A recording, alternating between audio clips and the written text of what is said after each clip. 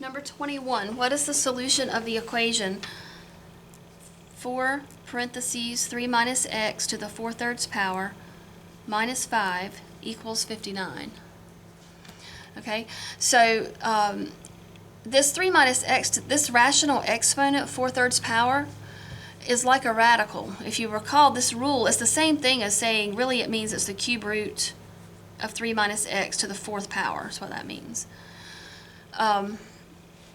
So it's like a radical in the terms that you need to isolate all this before you go any. So the first step is to isolate this piece. So we're going to add 5 to both sides. So we'll have 4 times 3 minus x to the 4/3 equals 64. Then divide both sides by 4. It's 3 minus x to the 4/3 equals 16. Okay, then we've got all this being raised to the 4/3 power, but we're trying to solve for x. We want this to be raised to just the first power. So to get this to have an exponent of 1, let's raise both sides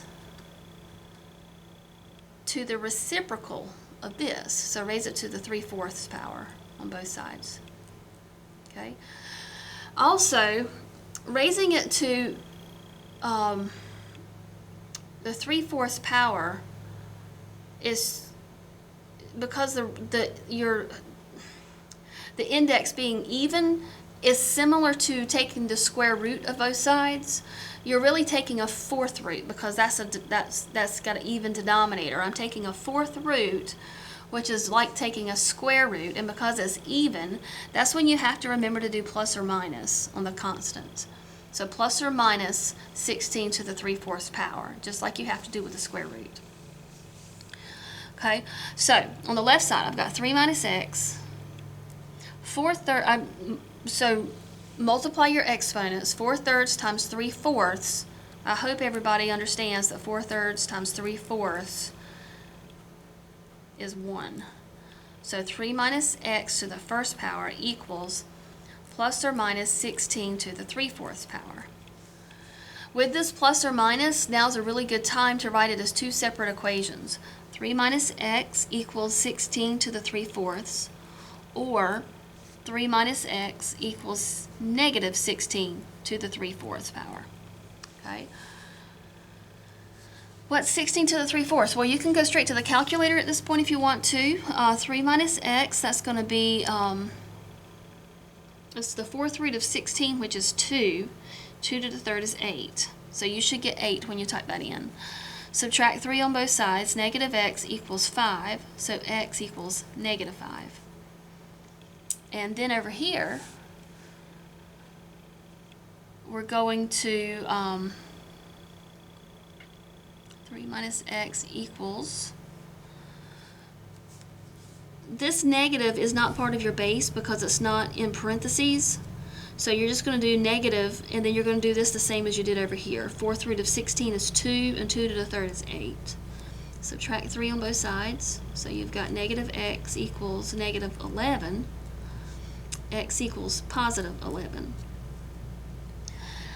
Alright, but just like with your radical equations, with the square roots, these can also give you extraneous solutions. So let's check our answers and see if they're correct. So we're going to put negative 5 back into the original.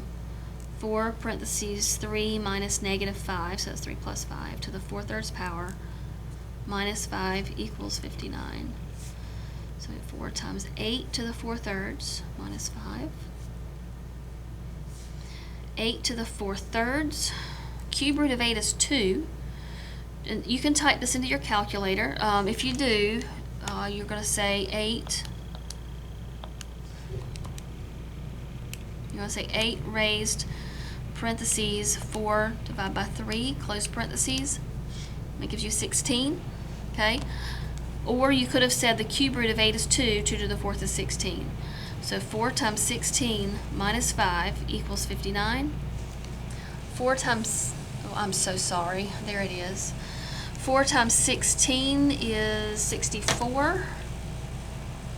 Minus 5 equals equals 59. So 59 equals 59. So negative 5 checks. And now let's check 11.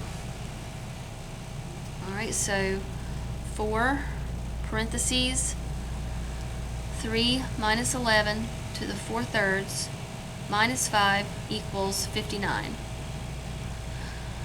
So 4 times negative 8 to the 4/3 minus 5.